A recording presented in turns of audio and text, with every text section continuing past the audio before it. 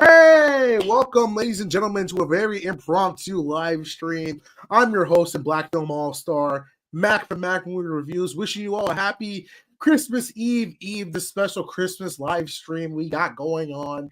It's December 21st at the time of this live stream. We are very excited to do this. This is, like I said, impromptu. I haven't done a live stream in a minute. I think the last time we did a live stream was probably over the summer. We talked about some of the DC films, which was a fun time as well. So when you do an impromptu live stream, you always try to figure out who you want to bring on just for last minute. Who wants to do a late night rendezvous where people are probably going to be spending time with their families or busy with getting stuff from done work?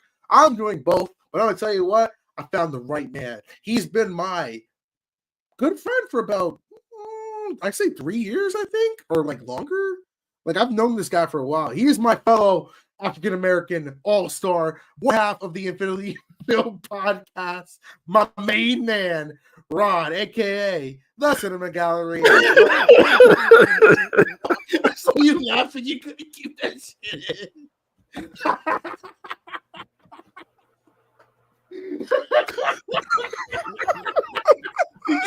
keep that shit in. You were talking to the stage.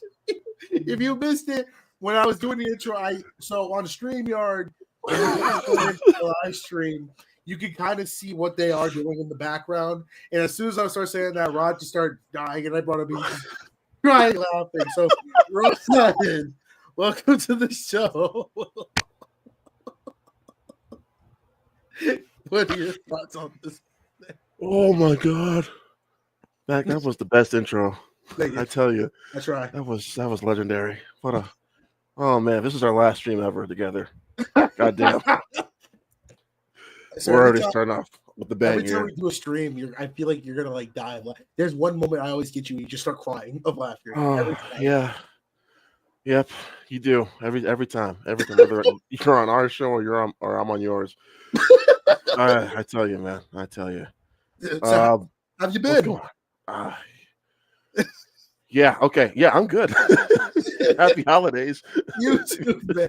Last time I had you on any capacity was on the podcast when we did our live watch along, or like our pre-recorded watch along of Madam Web. This just gets better and better, Mac. I tell you. So as you remember, if y'all listen to that episode, that live stream just went off the rail. It wasn't even a live stream. That episode went off the rails. We were watching it. It was back in August. We were watching it. We're just like, man, this is so boring. We're just like. I still don't believe Kirsten was actually watching the movie. No, she was probably watching something else. Yes. I was committed. I still watched the movie from beginning. I had the movie mirroring on my phone, so I just said, "All right, bet we're gonna watch this movie." I have a contractual obligation to Dakota Johnson's PR team that I have to watch everything and anything. So I had to watch too.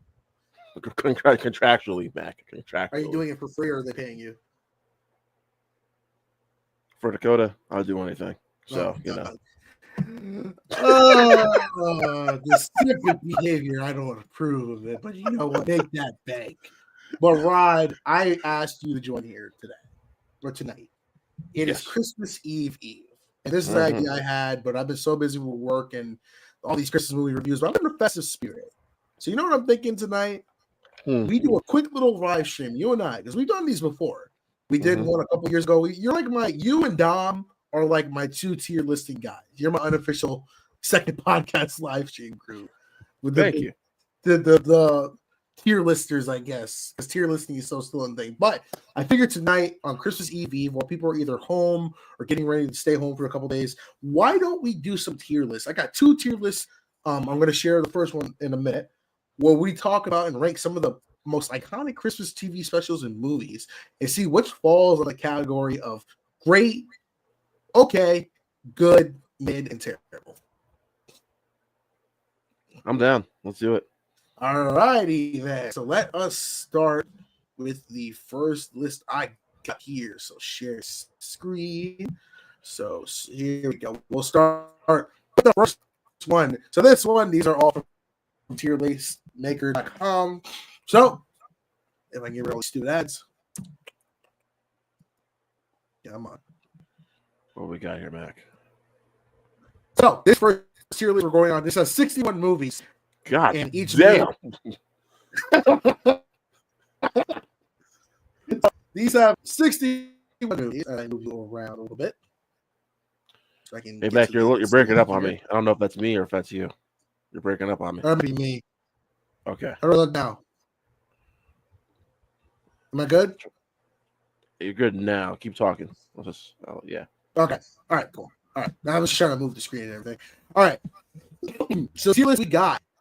So we got listing of legendary, great, good, bad, horrible, trash, or never watched. So, Rod, I gotta ask you before we start, what are some of your all-time favorite Christmas movies? So I can tell you my all-time favorite Christmas movie is The Polar Express. That movie means a lot to myself and my sister.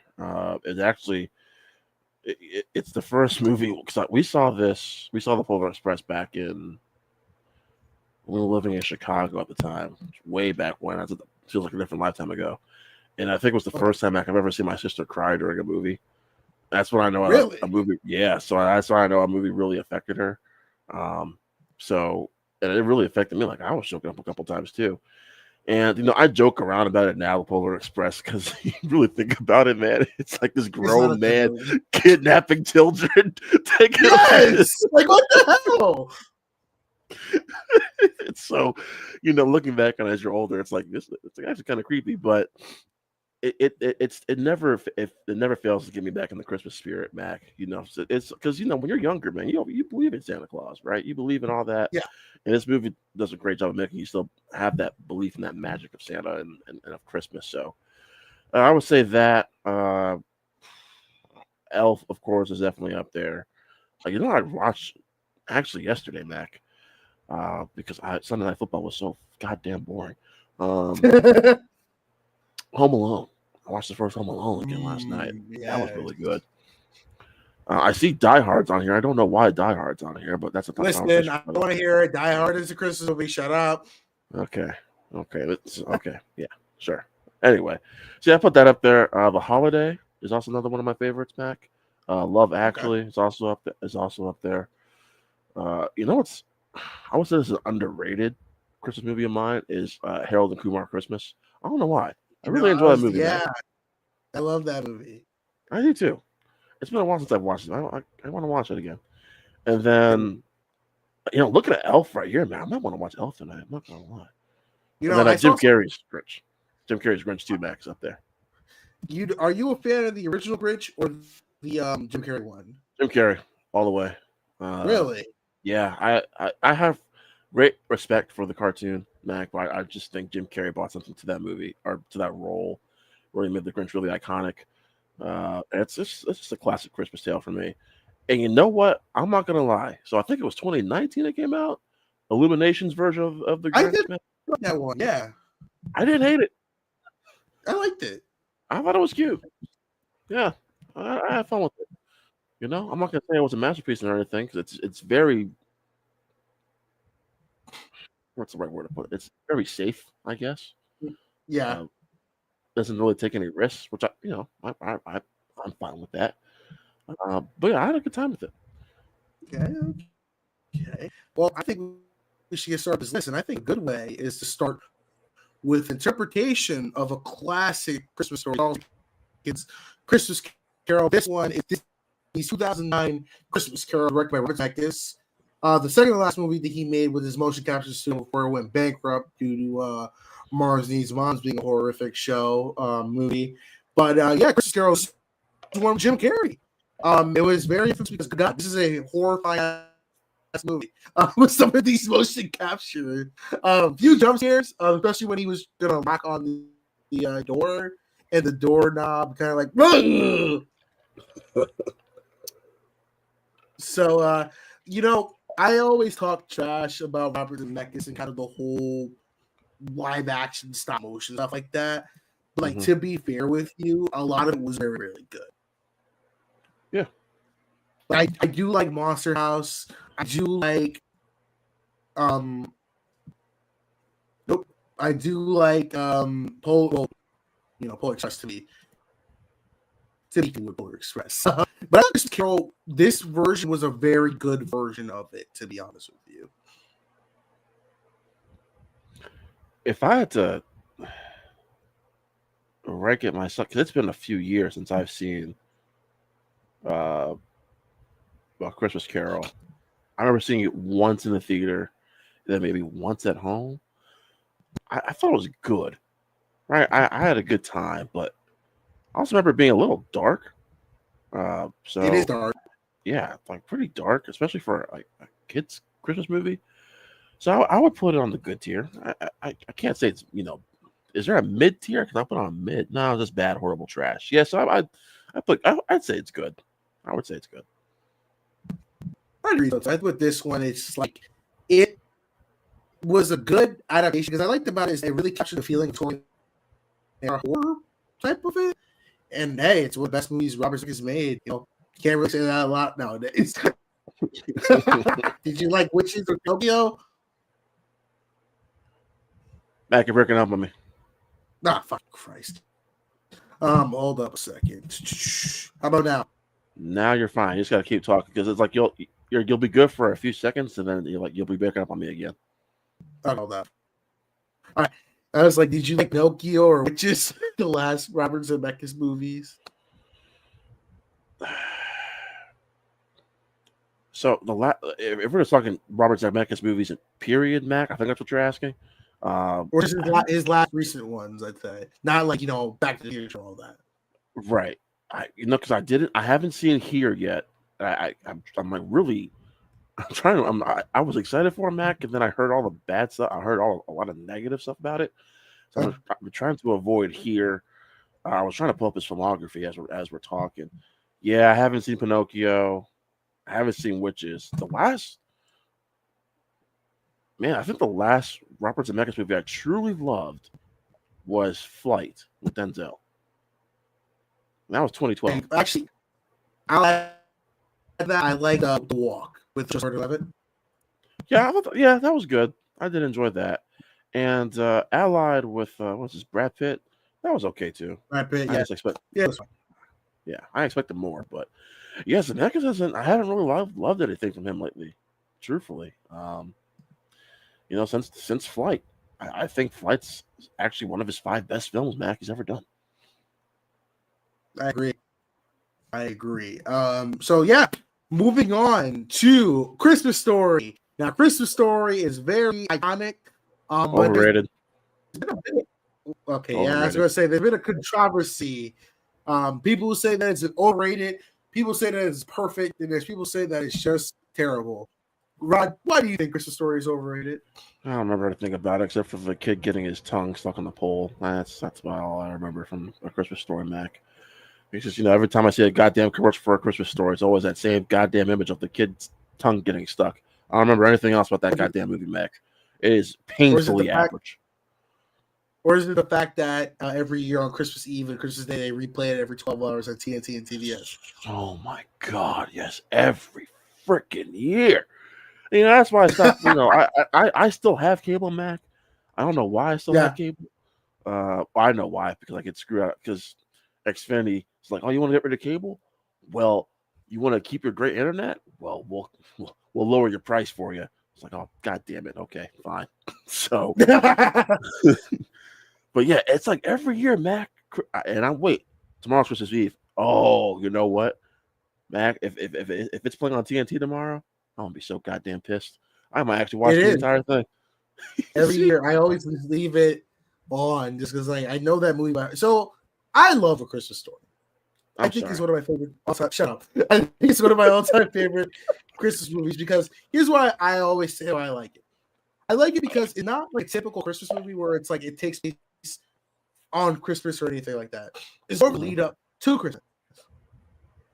So that way, it's kind of the growing childhood when you were on that lead up to Christmas. You're still in school, and you ask them all these presents and everything like that. It's just that lead up to Christmas morning, and it's just everything around. That's what I love about it. It's just a nice warmness to it. And yeah, is it average? Is it simple? The storyline, yes, but that's very iconic dialogue. You'll shoot your eye at kid, or the dad goes cussing in the furnace room. I think the movie has very iconic moments. Will I say has it aged well from 1981 to 2024?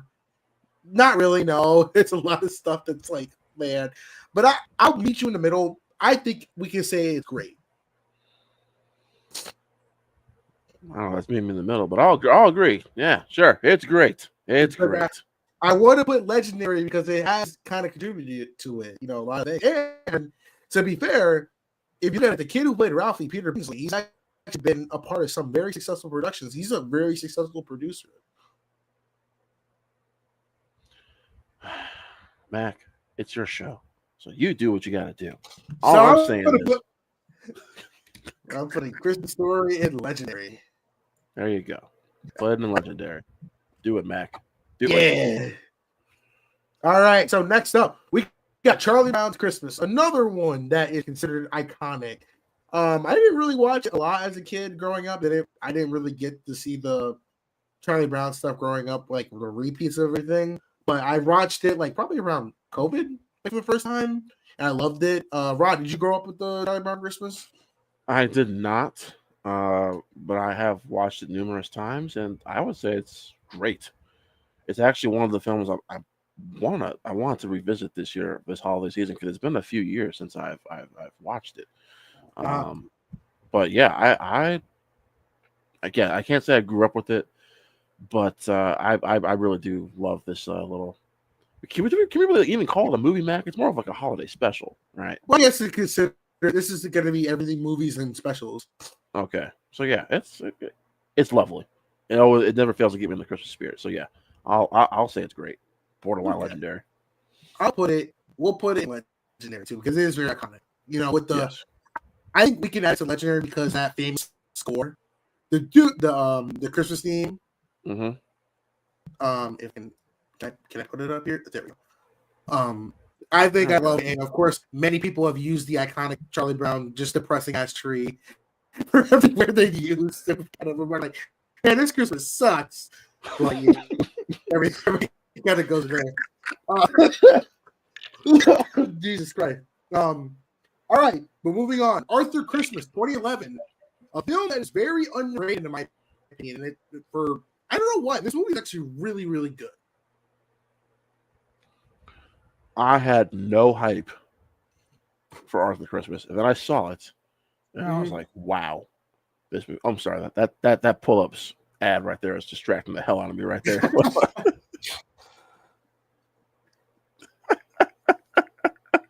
Oh my god! Is that the little brother, Mac? Shut up.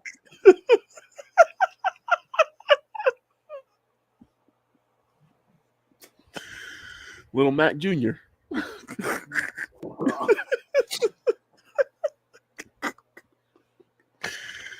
See, I'm not even drinking. And we're having a good time. Yeah, Christmas, asshole.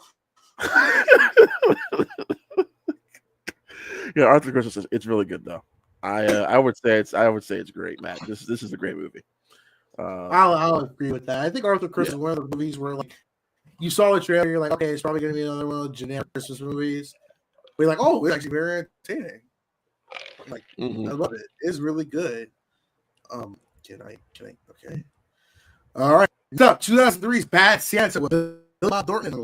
Legendary. Yes, I agree. Legendary. One of the funniest Christmas movies probably of all time, too. Yes, I agree. One of, if not, yeah, it's top to be one of the funniest Christmas movies ever. It's up there with National Lampoon's Christmas Vacation. It's just one of the all-time funniest Christmas movies. I agree. Like, oh, I can't. Now, why did we get a sequel? I don't know. Yeah, we don't talk about Bad Santa too. Yeah, good lord. Like, but no, I think I love Bad Santa because it introduced us to Tony Cox. That guy is so funny. I love it so much. And it's very heartwarming. Bad Santa is a very heartwarming movie. Like, you think just from the poster, it's like a sleazy movie, but it actually is really, really good. No, it's really good. You know, I don't know how this movie would be received if it came out today. Oh God, no, it would be good. Because everyone's sense of humor is kind of gone away now, Mac. Everyone gets offended by everything these days. But yeah, this is I love this movie, and I saw this at a very young age. I mean, Dang. young when I probably like middle school when I watched Bad Santa for the first time. So, yeah. All right, so here we go. Next, we have Die Hard, which is a Pass. Christmas movie. I won't Pass. Pass. Just pass. Oh my god, you're killing me here. But it's legendary. Die Hard is one of the all-time great action films, man. You have to put in legendary. Okay, so we need this as a debate. What is considered a Christmas movie? Is it a movie where it's directly about Christmas, or is it a movie that takes place around Christmas? I always say a Christmas movie? I always say it's a movie that's centered around Christmas, like it's about Christmas, right? Not just because it takes place during Christmas. Like Iron Man 3, going back to my Marvel roots, takes place during Christmas, but it's not about Christmas, right? It's just centered around it's Guardians of the Galaxy Holiday Special. Now that's a Christmas special, okay? Oh yeah, that is a full on Christmas movie / special, whatever you want to call it. Terrifier 3, movie that just came out this year. It's a Christmas movie, actually. I mean, I actually do think it's a Christmas movie. Yeah. Die Hard, it just takes place during Christmas. It's not a Christmas movie, though. Nothing about Die Hard says, man, this gets me in the Christmas spirit. It's a holiday party at the plaza. And you got to save the day. And it's Christmas Eve. No comment. Christmas movie, and why do you think it is or is not? But moving on to a movie we were talking about earlier, Rod, Elf, Will Ferrell, Legendary. Legendary. You know what's crazy? I heard people say Elf is both the funniest and most overrated Christmas movie of all time. What do you think? This movie's not overrated. If you want some movie meant to get you in the Christmas spirit, you look no further than Elf. Now, I think people say it's overrated because, when we talk about Christmas movies, this is always that movie that gets brought up every single goddamn time you talk about Christmas movies. But that's just because of how great it is. I mean, this is where I met. This is my introduction to Zoe Deschanel. Will Ferrell. Is this still a top 3 or 5 Will Ferrell performance, Mac? I think it might be. I think so. Yeah. Yeah. I know he's done a lot in his career, but this is probably still top 5 for me. Maybe top 3 back. Yeah. I'd say so. I think it's top 3 is this, Step Brothers, and Talladega Nights. See, I think Talladega Nights no. Okay, so Anchorman's probably my favorite performance of Ferrell, and then probably Step Brothers, and then probably this. And then of course his 2 Seconds in Lego movie. No, I'm kidding. But I did like a Lego movie. I like Lord Business. I gotta rewatch that movie again, actually. Oh, Lego movie's so great, man. Well, yeah, I mean, back to Elf. This, and it's funny because like elementary, middle school, especially middle school, all the Christmas parties. Yep, Elf was always on. Elf was always on. There'll be Elf and Bad Santa. No, I'm kidding. Hey, you never know. It was always Elf and Home Alone. I feel like were always the Christmas movies they would show during those Christmas parties in like middle school. For me, it was Elf and Polar Express. Okay. So I don't know what this next movie is. Yeah, I was trying to figure it out. It's Disney's Eloise. Have you seen that? I haven't seen it. All right, so movie here. I've never heard of that. Next up, we got Vince Vaughn and Reese Witherspoon in 4 Christmases. Now, I remember this movie. This movie came out, I think, when I was 11. I think it was 2009. Right? Okay, I was like 9 or 10. I thought it was 2009. I think this came out the same year. I don't know why I remember this, but this came out the same year that awful James Bond movie Quantum of Solace came out. Oh, damn. Yeah, it is 2009. Yeah, 2008. So yeah, was that Quantum of Solace? Let me look this up real quick. Yeah, 2008. Yep. Only reason why I remember that, Mac, is because I remember 2008, like, holiday time, Thanksgiving, Christmas, you always get like the big movies because kids are home and stuff. And so, I remember the theaters being busy and we were going to go see Quantum of Solace. And like people who couldn't go see Quantum of Solace were like, oh, let's go see this. Or I think it was the same year that Disney movie Bolt came out too. I love Bolt. Oh, I love Bolt too. So I remember that because you had like a movie, a for everyone, right? You had an action movie, you had a family film, you had a rom-com. I didn't watch Four Christmases in the theater, but I watched it. I watched it at home. I gotta tell you, this movie's tragically underrated. I quite enjoy Four Christmases.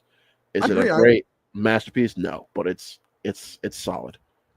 I agree. I think it's a very good. I think Vince Vaughn is a very underrated actor. Like, especially like I always remember him for Dodgeball and Wedding Crashers and all that. But like a lot of his later movies, like even recently, they're really good. And like Horses just kind of started like, okay, he's not big as he was before, but he's still very respected in the Hollywood industry Because he got that rap for being just the same guy in every movie. Yeah. But I think it started with everyone says it starts with that movie. Assault on Something. Drive the Cars Concrete and Brawl on Cell Block 99. I think it's called. Yeah. And then he did this movie. I think Kobe Smulders was in it, called Delivery Man. It's a drama. I remember that movie. Yep. That movie's tragically underrated too. That's where I was like, he has dramatic chops. He could be a really good dramatic actor. He just chooses to be that everyman. Well, he would have been Freaky too. I think that was a film that actually like, okay, you are better. You're not just Vince Vaughn. Right. Freaky was great. I like Freaky. Freaky was awesome. I'm gonna put Forrest was a good. Yeah, I'm kind of putting good. That's about as high as I would go. Like it's a solid B-level Christmas movie. So next up, we got Frosty the Snowman. I believe this is the original one, not the one in the 2000s that was on Cartoon Network. This is the OG Frosty the Snowman. He's the whatever snowman. He's possessed by a demon because he puts on a fucking hat and he's creepy as fuck. What do you think about Frosty the Snowman? I always thought Frosty was fine. I'm not really like a Frosty kid. I never really grew up attached to Frosty the Snowman. Mac, I'll tell you, I never grew up with Frosty, so like this film means nothing to me. So I hate saying that, but like it just I have no emotional ties to Frosty. I think I have more emotional ties to a movie like Jack Frost. I was say like Jack Frost. This is just it's fine. It's whatever. I mean, good. I guess I don't know. I can't say it's bad. I'll say it's good because it's fine for the culture, but I think as the years gone on, Frosty's kind of melted in the way, not really being a pop culture icon. I see what you did there. Next up, we got Gremlins, an OG of the film, which I keep forgetting is technically a Christmas movie. Or is this probably the same realm as Die Hard? So I'll let you take this one because I haven't seen Gremlins in years. I don't remember jack shit about it, so I'll let you take this one. So I'm in the same boat. I really remember Gremlins. I read Gremlins when I was 8.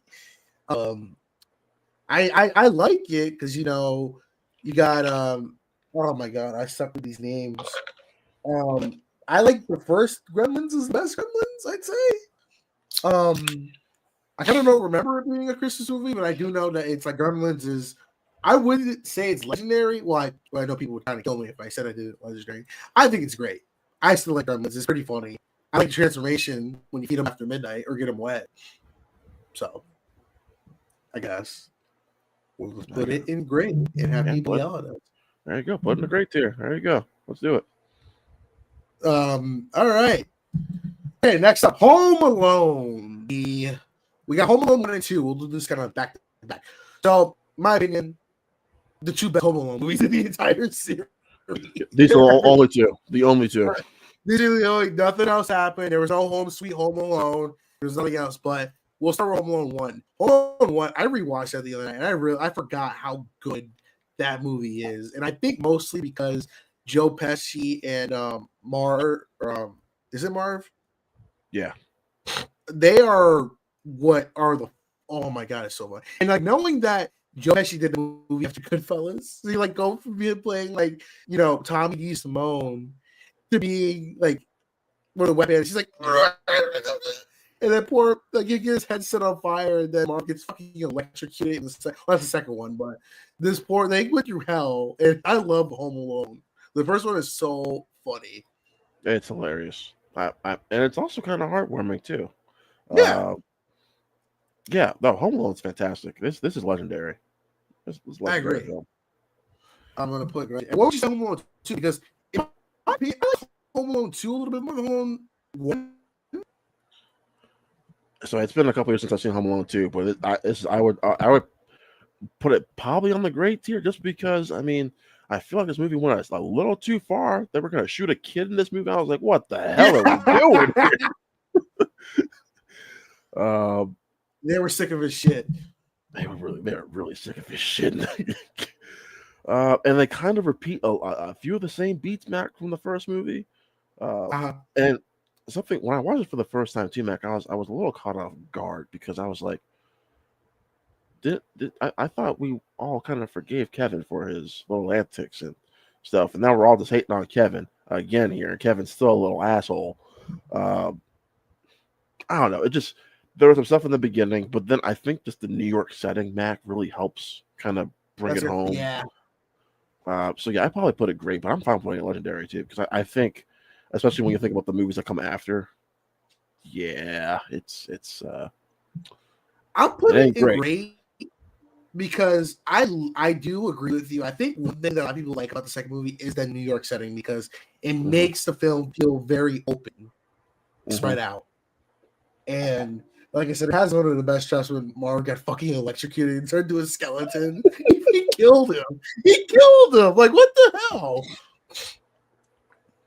And then you get our president in this movie as well. So it got to the point where they cut him out of the movie because it's like okay, cool, but I don't know. I just I wish them to take a step like that to not do a whole city, to do the whole city instead of a house. It was probably a bold move, and they're like, we don't know if this is going to work the same as just being a house, but it works perfectly. I think having it set in New York is just better. Yep. But here we go. We got the original The Grinch Stole Christmas.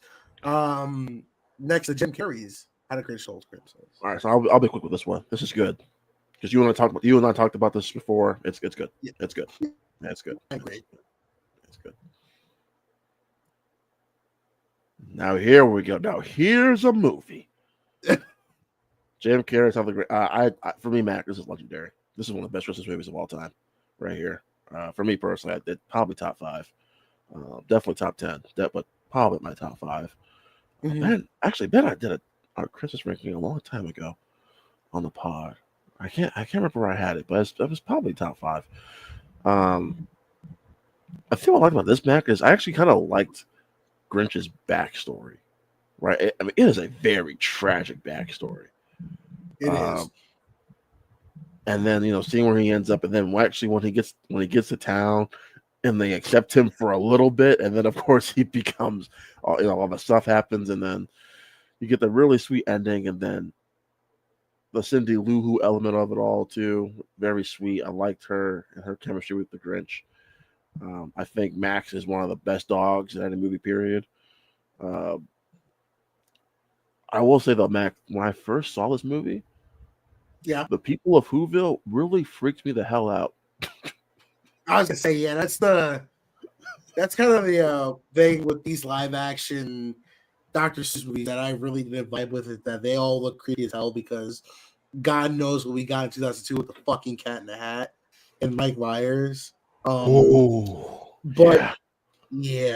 was horror. That was I think there was a time where I thought that this movie was a bit overrated. Like, I was just like, Jim Carrey as the Grinch, whatever. I like the original one. They made one better. But I think with just having, because I read recently that Dr. Seuss's wife had a very short list of who she wanted to play the Grinch. I think Robin Williams was one of them.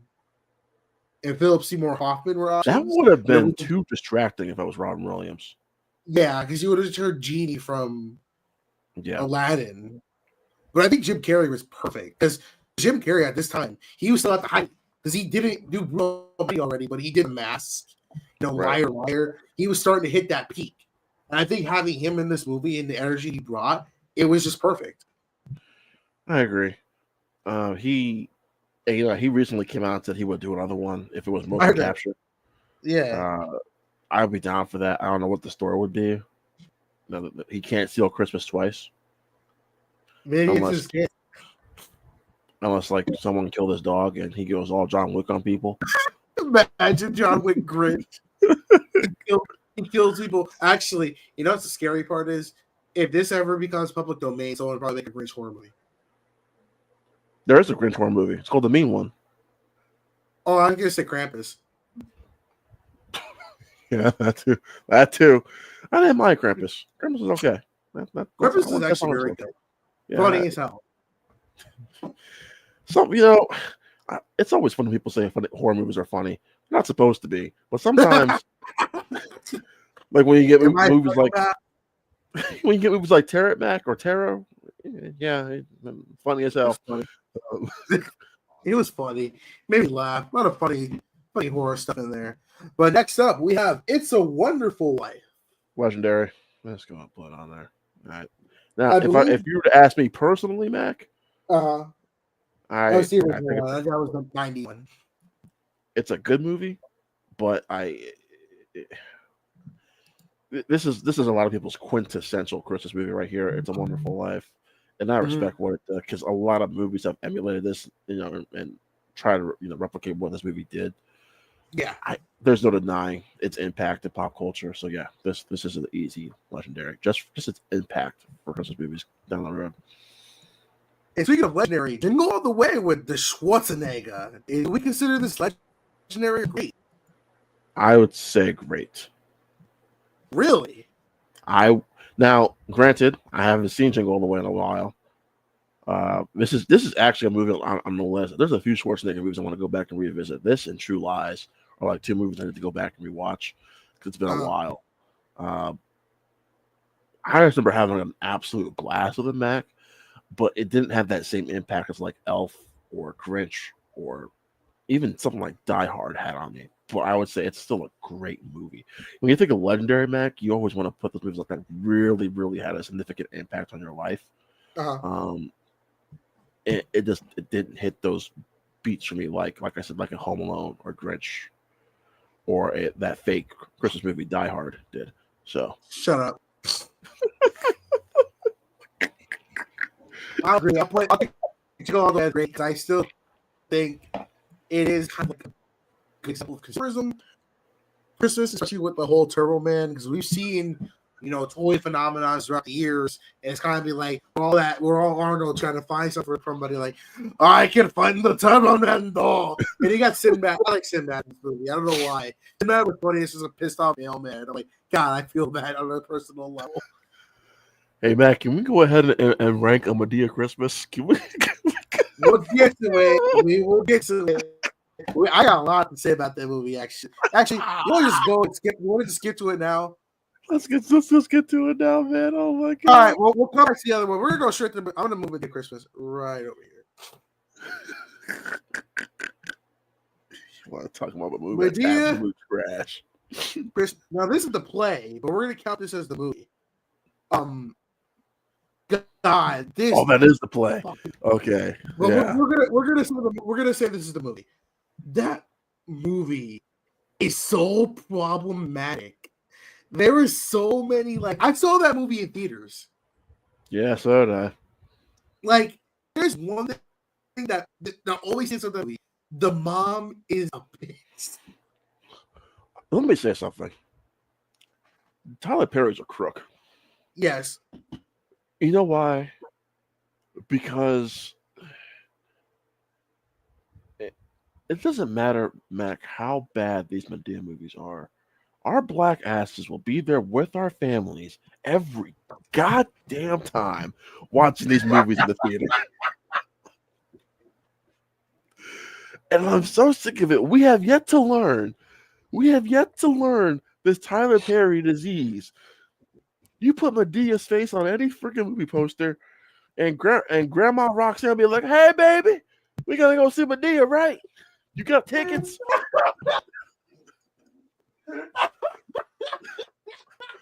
I tell you, man. I tell you. You're not wrong. That's the worst part.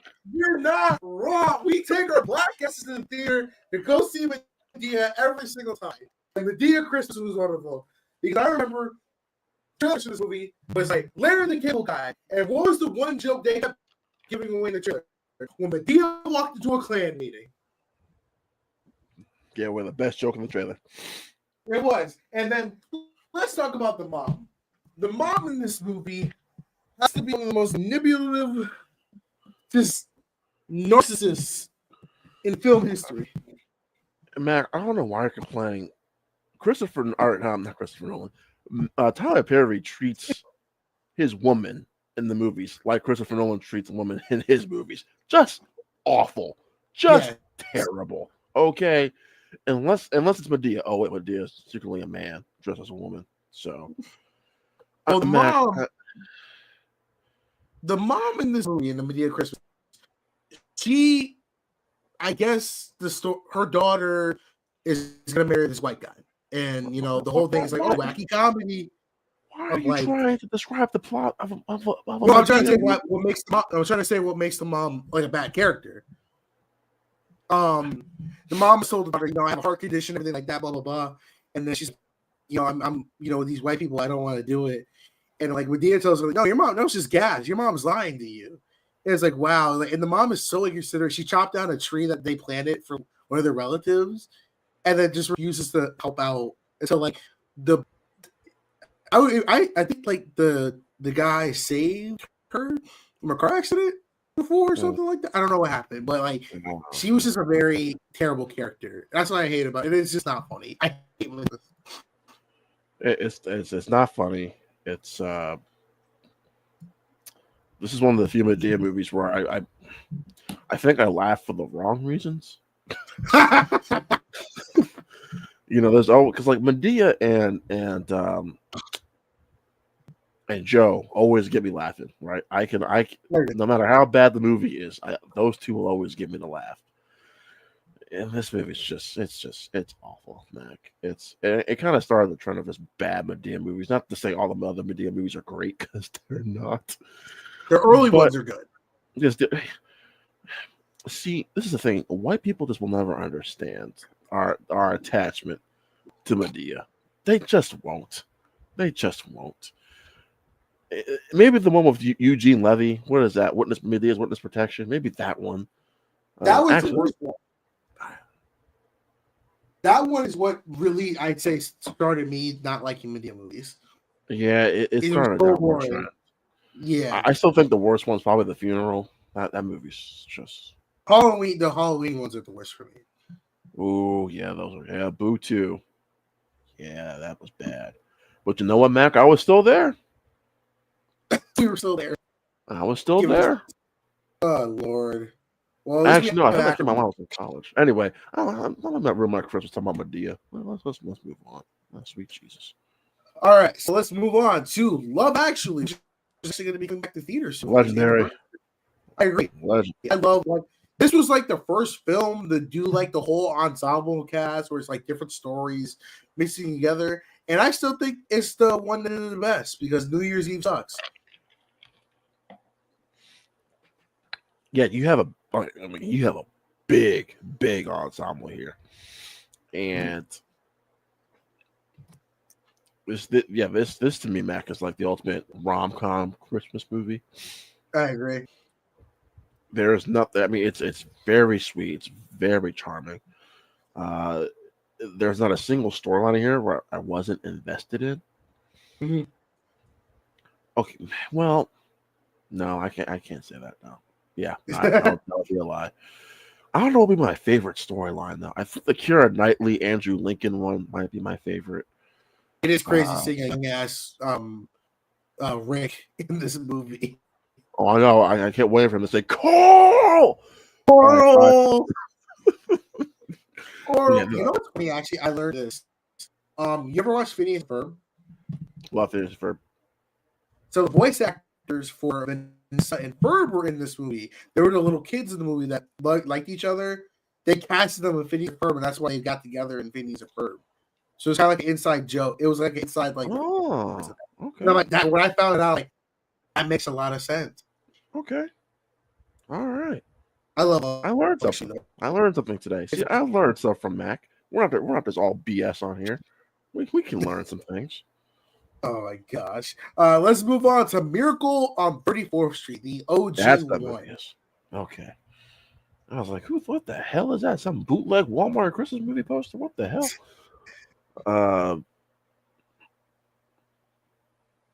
I might not get invited back to your street after this, Mac, but it's good. It's good. Whoa. It's not even great? Not even legendary? It's good. It's a good movie. Explain yourself. I don't have to explain myself. It's just a good movie. I again, it's like It's a Wonderful Life. I understand what it did for pop culture. It's very heartwarming, but it doesn't hit those. It doesn't hit the heart, the tug at the heartstrings, like Elf, like a Love Actually, like a Grinch. I don't go and rewatch it every year, but I can't say it's bad because it's competently made. It's a good movie, but I can't say it's like a masterpiece or anything. It's good. Well done. We're at the stake. And actually, this could go on to the 1990s version of Miracle on 34th Street. I haven't seen it. I saw it. Of course you did. It was fine. Okay. I thought it was a good modern telling of it, but it was fine. It was fine. Have no plans to watch in the future. Yeah, it's not really that. Just watch the original. The next up we have is Mixed Nuts. I haven't seen it. With Steve Martin. I have not seen that, unfortunately, either. I can't believe I haven't seen a Steve Martin movie. What the hell? Come on. Let's go. Never watched. All right. National Lampoon's Christmas Vacation. Legendary.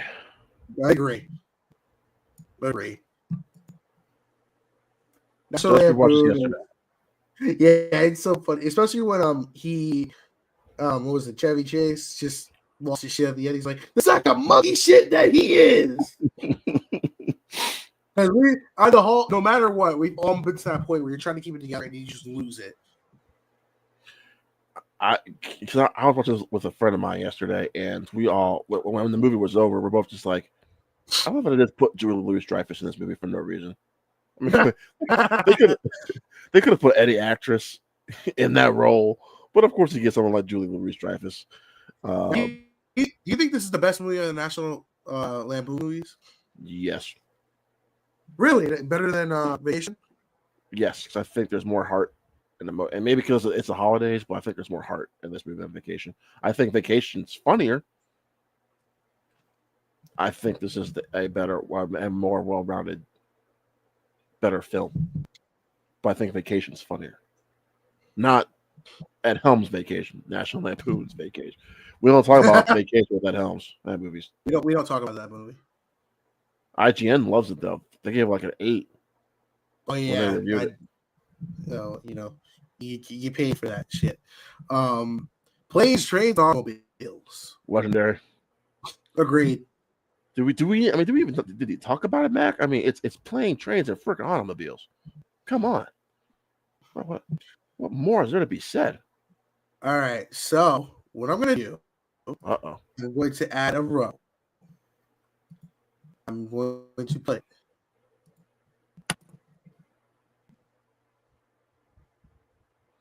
As I delete it, mid. Polar Express, mid. How dare you? How dare you, sir? So this has been something I've been building up for at least the last 10 years. Oh boy, here we go. Polar Express is an okay film. They stretched the picture book out to an hour and 3 minutes. I think when you get past the technical styles of motion capture, what they're able to do, it's a fine movie. It's just, it's okay. It's visually pleasing, but there's no substance to it, in my opinion. I think Tom Hanks is the best character in this movie because I love the most. Because he's every character in the movie. Yeah, he is every character. I liked when he was the hobo and he slammed like, "You want a cup of Joe?" He just got slammed into the tunnel. Like, what the fuck? I'm pretty sure there was that cup of Joe was spiked with alcohol. I'm pretty sure. Oh no, God, yeah, I think so.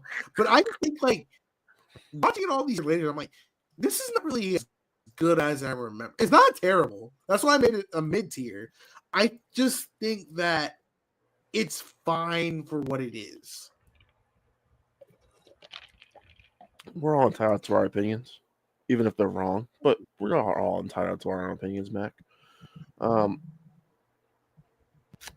yeah, I think this movie is legendary. I think this is a masterpiece. I'm biased because this is my favorite Christmas movie of all time. But Okay. yeah, no, that's why I'm saying all this. This is one of those movies where it never fails to make me cry. It always gets me in the holiday spirit. I love this. I love the songs still. I do. The soundtrack's good. Yes, I love the soundtrack. I do think, as an adult, it is a little creepy watching this adult man kidnapping children to go,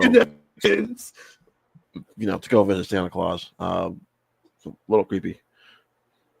And why aren't the parents like checking in on their kids, making sure they're still home? I don't know. These are some terrible parents, Mac. That's all I'm going to say. But the central theme around Polar Express is believing, and I think they got that point home across by the end of it. So yeah, I don't know. It's full of wonder and hope, and it just never fails not to give me the Christmas spirit. So yeah, I love this movie. I watch it every year. I'm watching it again tomorrow. I'm excited. It's What's great. your favorite scene from Polar Express? So the editing really hits hard for me when he talks about the bell, the bell stopped ringing for his sister because she stopped believing and stuff.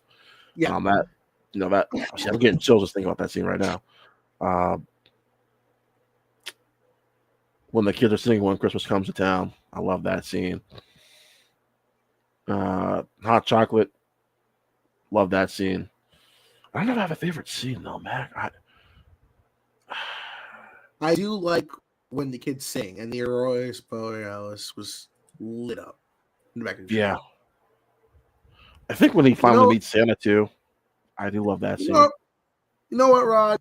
Just for Christmas, I'll move it to legendary because I have this effect on people. Yes, well, I will say like it is like even though I think it's very mid, I think it is iconic for a lot of kids my age too, because they grew up with this movie. Exactly. It does look like it. Out of all those motion capture movies, this is probably the most stunningly visual one. Especially the best scene is probably when they were ice drifting on the ice. Oh, okay. Yeah, you talk about my favorite. Okay, that's one of my favorite scenes because that scene was awesome because it was thrilling. On the edge of my seat, I knew they weren't gonna crash and die or anything, but it was still, as a kid watching in the theater. Yeah, it's really funny. They died in the river. Jesus Christ. Yeah, so I feel like I had to go and watch it in the theater again because it's been a long time since I've seen it in the theater. Because you watch it at home, it's one thing. You're watching it in the theater, IMAX screen. Yeah, you got to watch it the right way. So, well, it's 20 this year, so there's probably some IMAX showing somewhere. I'm going to take a look. I know a couple of theaters here in Georgia were playing it at 10:30 in the morning on weekends. I was like, I ain't going to movies at 10 o'clock in the morning.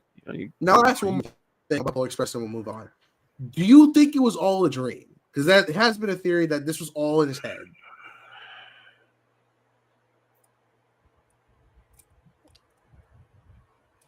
No, I think it was real. I think it was real because, first of all, I don't think it's funny. You have this loud ass train coming through the neighborhood, right? But only the adults never heard it. Yeah, only the kids could hear it. See, those were the kids that still believed and stuff like that, right? Mm-hmm. Or had any belief left in Santa Claus. I know there were some. I think part of it too, though, Mac, is because our main character who has no name, the kid's little name in the credits is Hero Boy. Right? Hero Boy, yeah, really creative.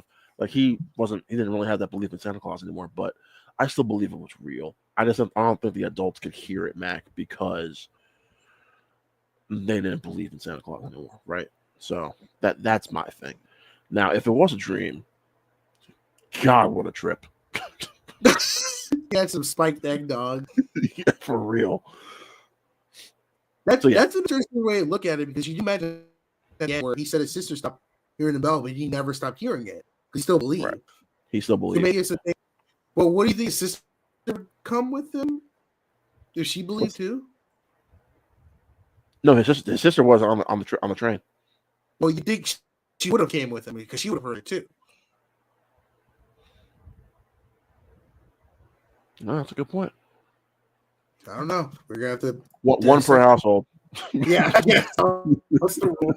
Sorry, your sibling, you're the baby. You ain't getting on this fucking train. Can you imagine someone came out? He's just like, he just like gets to the finger. Bye. He's like, screw you.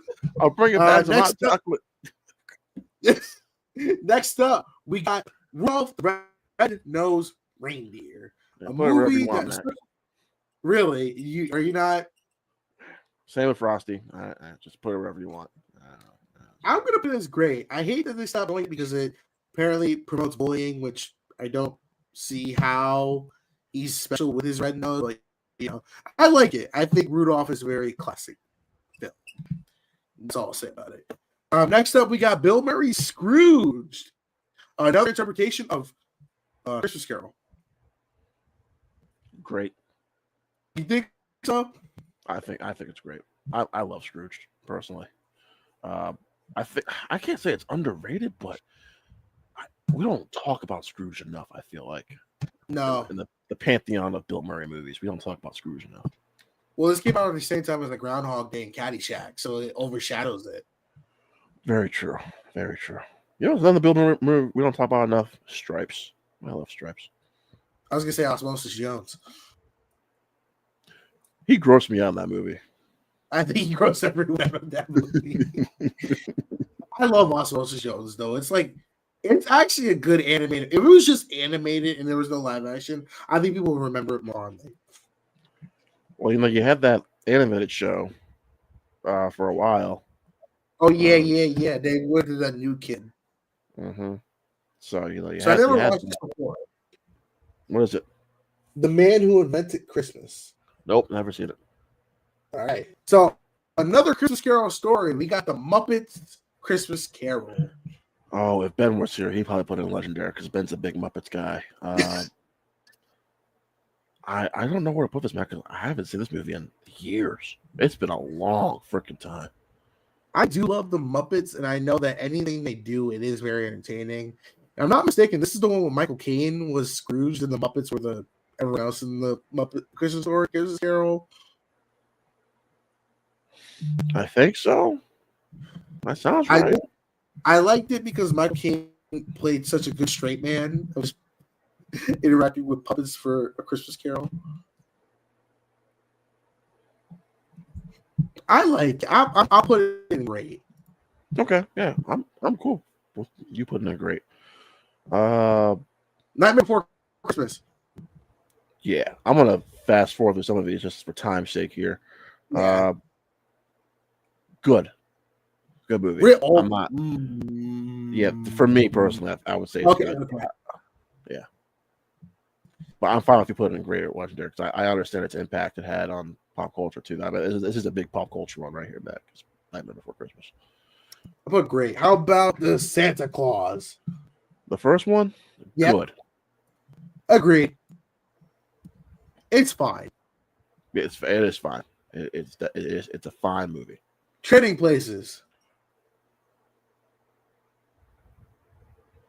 Borderline legendary, but I'm gonna say great. It's like a high great. I keep forgetting it's considered a Christmas movie. I do too. So I don't consider it one personally, but yeah, Trading Places. I have not seen Call Me Claus. That sounds like a porno. It kind of does. This is the Christmas with Cranks. Oh, I'd say good. If we have that mid tier still, I'll probably put in the mid tier, but yeah, I'll say good. It's fine. Yeah. We got Santa Claus 2. All right, so this is my favorite of the trilogy, so I'm gonna say great. But I'm fine if you put it in good. I don't know. I love the whole aspect of him trying to find a Mrs. Claus. I like it too. Yeah. Adam Sandler's 8 Crazy Nights. Only seen it once. Don't remember anything about it, so I'll leave it It to you. is good. It's fine. It's the one Hanukkah movie that's actually good. Okay. Ernest Saves Christmas. Have I seen that? I don't think I've seen Ernest Saves Christmas. I just No, I watched it this year. Okay. Yeah, I haven't seen it. I'm going to put it in great because it's actually a very good movie. Jim Varney, legend in the comedy genre. Ernest really did well. Ernest Saves Christmas is awesome. Fred Claus. Oh, I did see it in theaters, and I thought it was okay. I'll say good. I'll say good. I agree. It's pretty funny at times, but it's one of that's one everyman type thing. 2018 Grinch. Again, good. I say good because with Illumination, that this was kind of in their heights of Despicable Me territory. Yep. So, a lot of the jokes here, of course, gone towards little children and stuff. But I had a kick out of it. I had a fun time with it. Me too. It's like a solid 7.5 out of 10 for me. Home Alone 3. Is there just like a dog shit tier we can put that movie I'll put it on? bad because with 3 is the least worst one of the after 2 because this is horrible. Yeah, we don't talk about those movies. No, God, no. Jack Frost.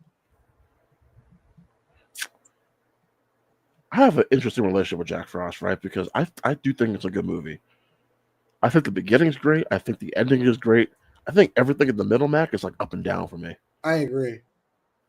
Well, like it ends on such an emotional note.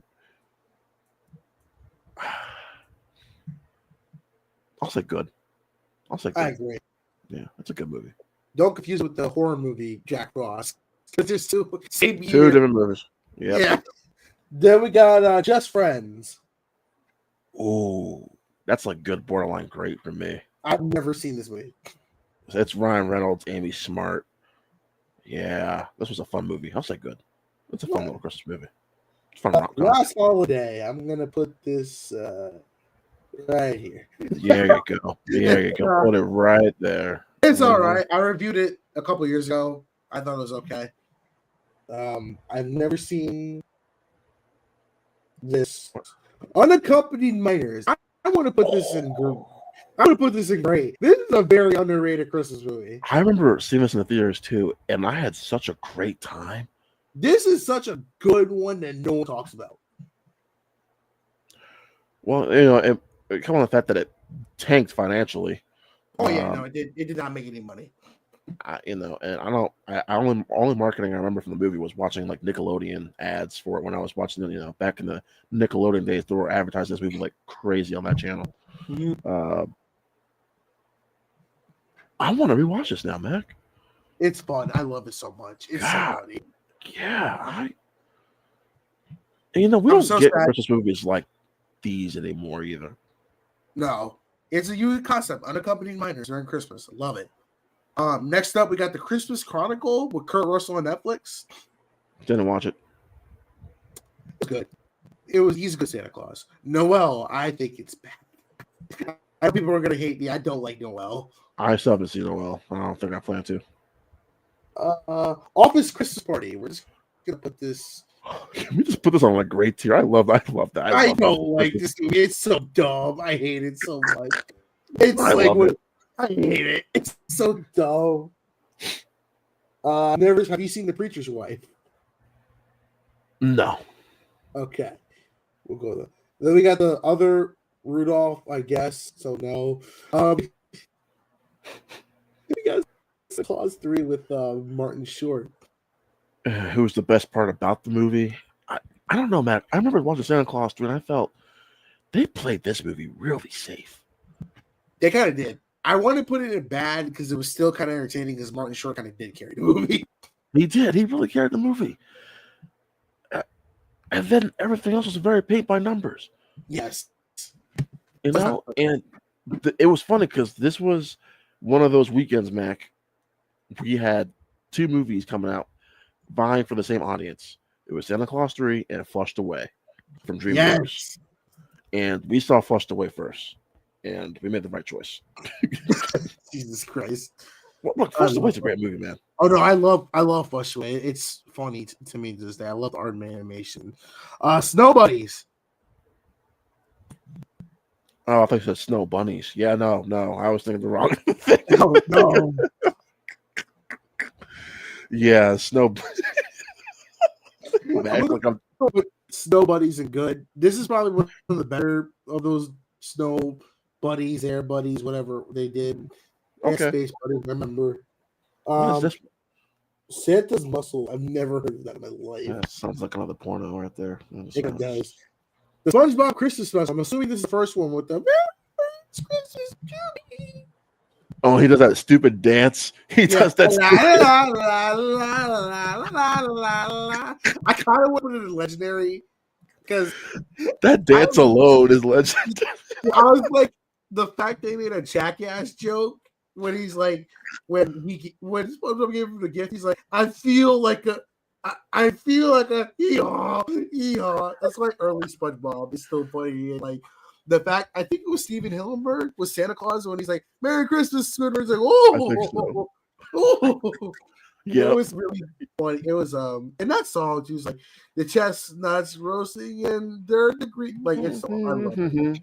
Oh, it's funny. Okay, so my mom always made fun of me like when I was younger. She's like, SpongeBob's gonna rot your brain and stuff. And I'm like, nah. Okay.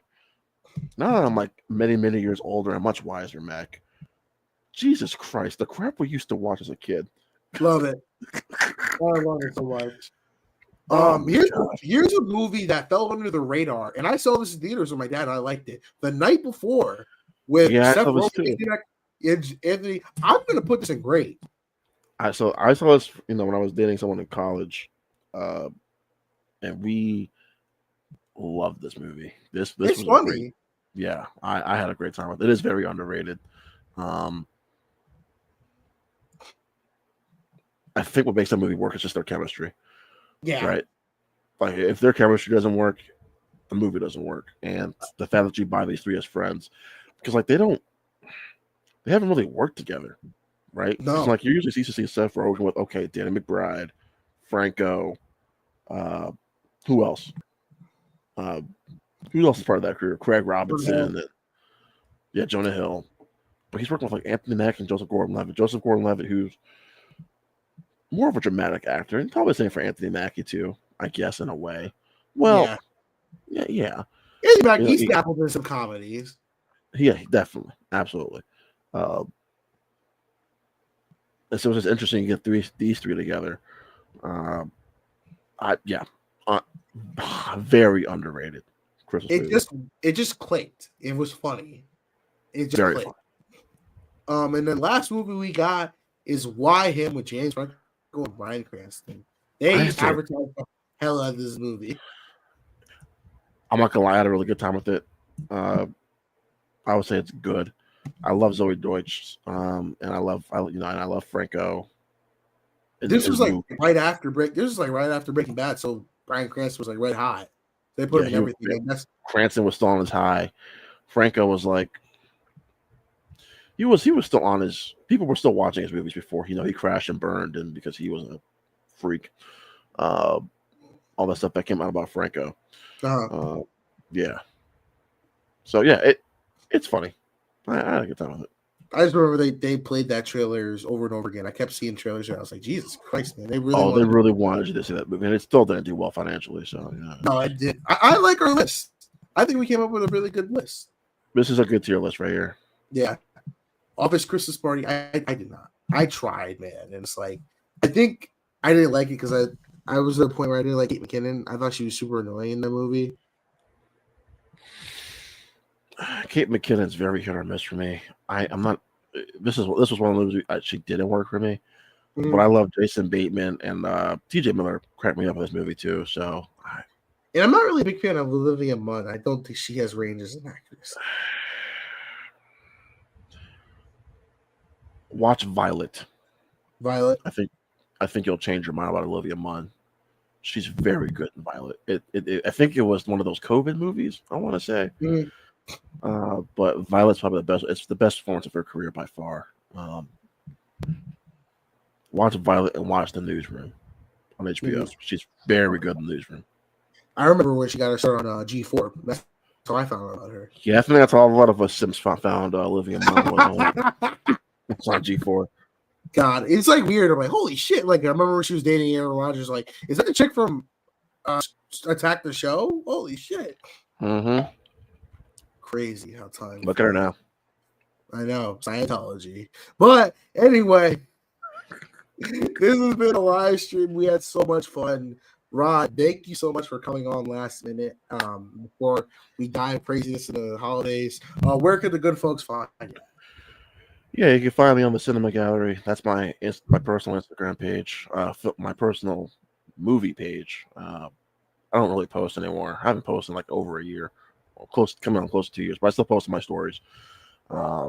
Mainly because I started this podcast with Ben, the Infinity Film Podcast, and that's where I share all my thoughts and stuff. And Ben and I've been going strong now. We just came back from our hiatus and recording some episodes. Definitely gonna have Mac and Carson back on next year. Just trying to figure out schedules and everything. So yeah, plan because you always want to find, and Mac, as someone who does their own podcast stuff, you probably can agree with this.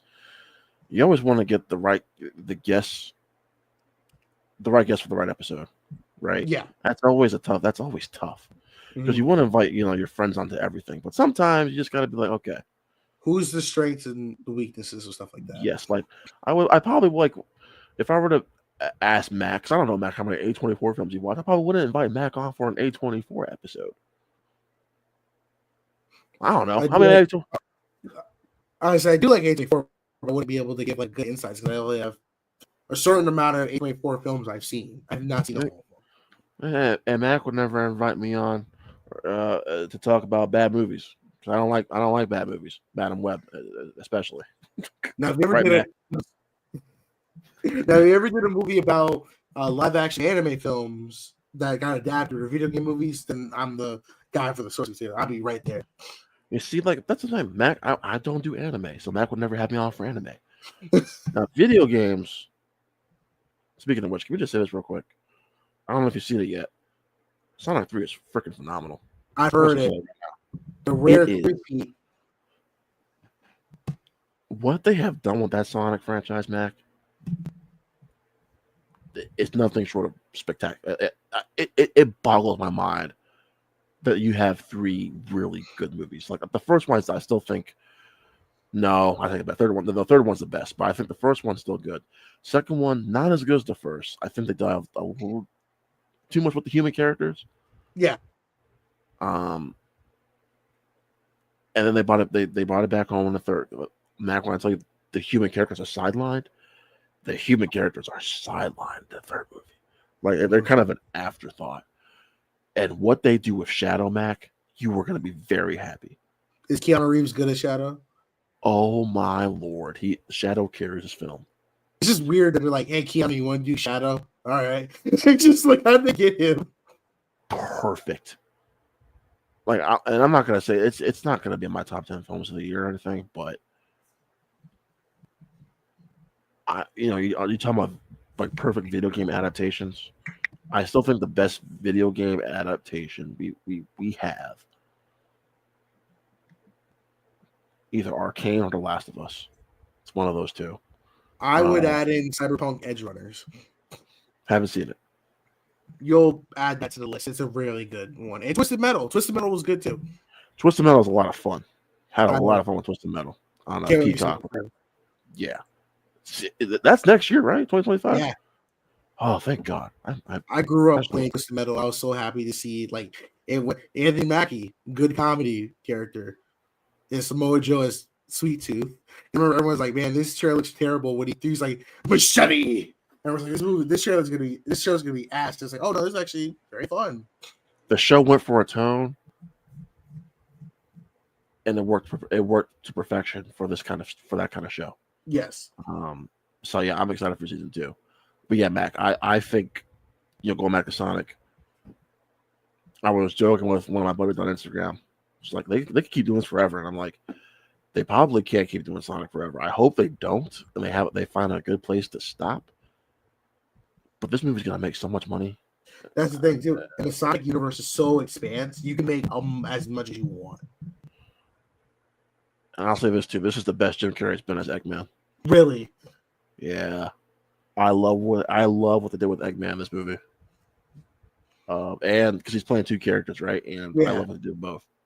The third act. I've heard the third act is amazing. Oh my lord, the third act is phenomenal. If you're a diehard Sonic fan too, you are going to be losing your mind. What they like, and like I said, it goes back to the tone too. Like this is actually kind of a dark film.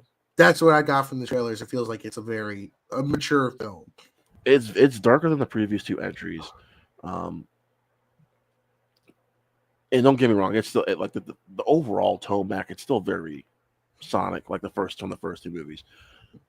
But Shadow brings this extra level of darkness to the film that I think was needed because it delves into his backstory. Oh no! I know exactly what happens because I was like, they're gonna get you cheered when a little girl gets shot. I don't want to spoil it for your viewers or anything, but they nailed the backstory. Okay. I do know his backstory from the games. That's why I kind of knew when they're like, are they going to show that on screen? And like, yeah. But I think if there's any negatives I have, I think Sonic makes one too many jokes this time around. The second act, because there's a lot going on. I'm not going to say it's too much, but it's just, it kind of brings the film down a little bit in terms of its pacing. Like, because you got to do a Shadow, you got to deal with the Eggman, and you got to deal with this, and you got to deal with, all right, what's going on with Team Sonic? So it can bring the film down because the pacing, like in the first 30 minutes, it's like it is very, all right, we're going here, we're going here, we're going here, we're going here, and then it kind of, okay, then we gotta do some exposition, and I liked it for the most part, but then Mac, that third act just kicks in the high gear. And Mac, I wish I could sit next to you just to see your reaction to what they do in this third act. I bet you the Chaos Emeralds are going to be introduced. I am not saying anything. Sorry, dude. But remember, kids, with the Sonic movies, just to let you know, you can bully a studio into getting what you want. So, in the next... Really can. You really can. But thank you all for tuning into this live stream. Make sure you enjoy the holidays. I will maybe do some more live streams next year. Do a little bit more, so we'll see. But until next time, I've been Mac. This is Rod. Have a happy holidays.